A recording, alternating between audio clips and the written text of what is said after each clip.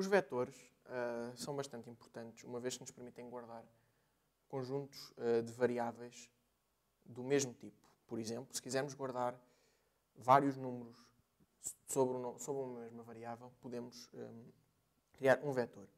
A criação dos vetores, ou a declaração de um vetor, é feita também na zona de declarações locais da função, ou globais, no caso queremos um vetor global, e é feita da seguinte forma. Int, que neste caso é o tipo que vamos querer, o tipo de dados que vamos querer ter num vetor, damos o nome à variável, neste caso vetor, e colocamos dentro de chavetas o número de elementos que queremos ter dentro deste vetor. Vamos, por exemplo, colocar 4. Para inicializar os valores, colocamos igual e dentro de chavetas colocamos os valores que queremos separados por vírgulas. Neste caso, vamos colocar um caso simples, os valores 1, 2, 3 e 4. E fechamos as chavetas. Metemos o ponto e vírgula para terminar a instrução. Isto temos declarado um vetor. Para acedermos aos campos do vetor, por exemplo, para irmos buscar para uma variável, vamos declarar aqui uma variável A e vamos atribuir à variável A o valor 3. Queremos atribuir este valor que se encontra aqui. Para isso, vamos dizer que A é igual a vetor, abre o parênteses reto e vamos dizer que é a posição 2. Muito possivelmente estão-se a perguntar por que razão é que eu coloquei ali o 2 e não coloquei um 3. A questão que se coloca aqui é que a variável vetor corresponde à primeira posição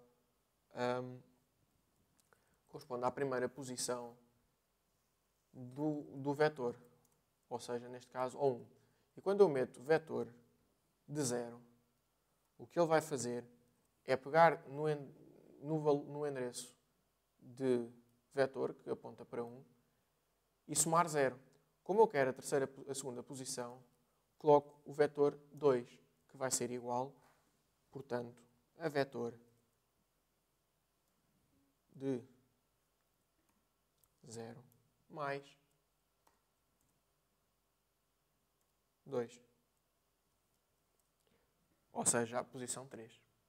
Da mesma forma, posso fazer atribuição de valores aos números do vetor. Se eu, por exemplo, em vez de 3 naquela posição, quiser ter um 5, faço vetor de 2 igual a 5.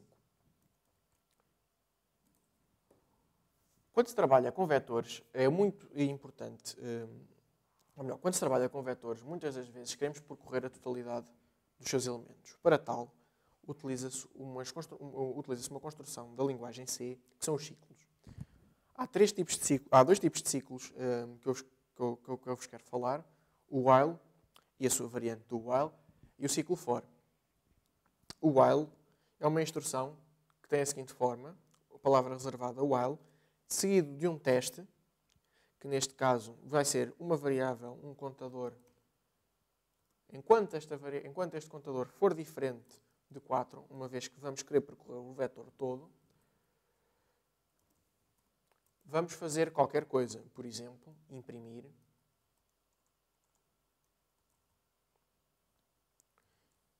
o conteúdo do vetor na posição em que o contador se encontrará.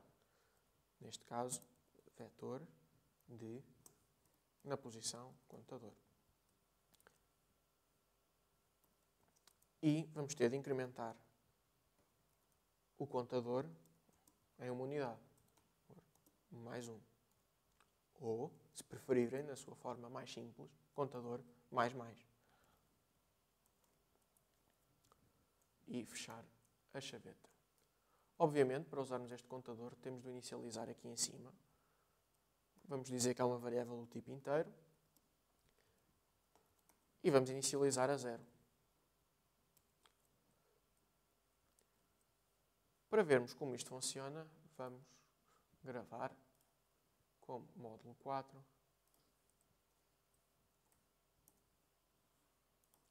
Compilar.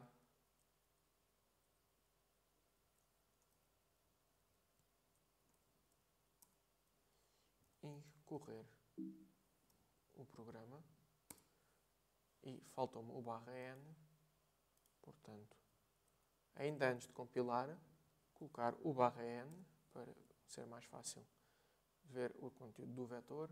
Vou gravar e compilo e vou executar. Pronto, como podem ver, temos aqui o 1, o 2, o 5 e o 4, conforme era expectável.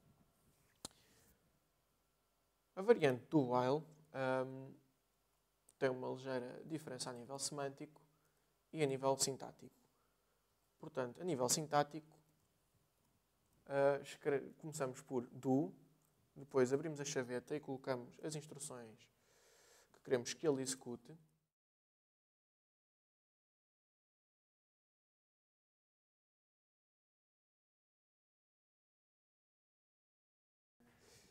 Ora, vamos incrementar a variável contador, com contador mais. Vamos apagar aqui esta chaveta e colocar um ponto e vírgula. Vamos gravar e vamos ver que o programa terá exatamente o mesmo comportamento.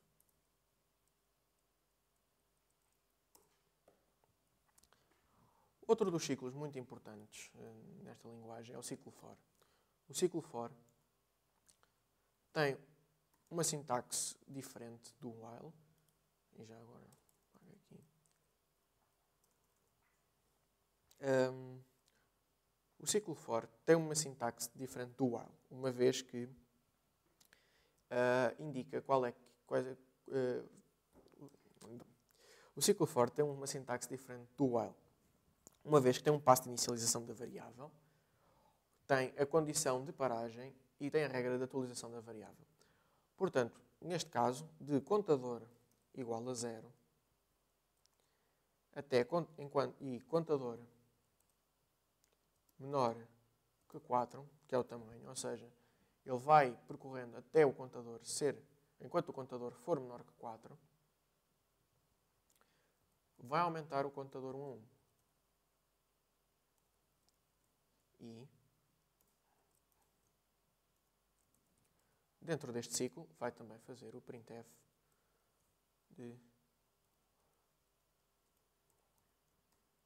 de contador, de vetor, na posição contador,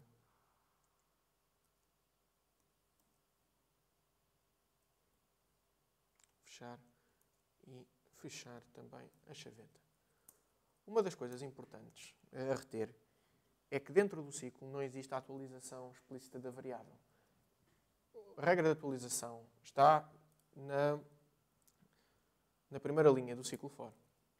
Vamos então gravar e verificar se isto funciona também, tal como o while. Como seria de esperar. Por fim, e é uma dúvida que muitas vezes é colocada, é qual é o ciclo que se deve usar? Se um for, se um while. A decisão relativamente à utilização de qualquer um destes ciclos prende-se muito com a semântica que se quer dar à instrução. Enquanto o while tem uma semântica mais relacionada com enquanto tal condição for verdadeira, portanto, para ciclos, muitas das vezes, em que não sabemos a priori qual é o número de vezes que vamos executar, o ciclo for permite fazer muito mais facilmente ciclos contados e tem uma semântica muito mais aproximada daquilo que o ser humano faz quando vai fazer ciclos que já têm a noção de quantos elementos é que vai verificar. Mas, tal como viram ainda agora, é muito fácil fazer a transformação de um for num while. E, portanto, trata-se muitas das vezes de um caso de preferência pessoal do programador e não tanto a nível de obrigatoriedade para a codificação dos algoritmos.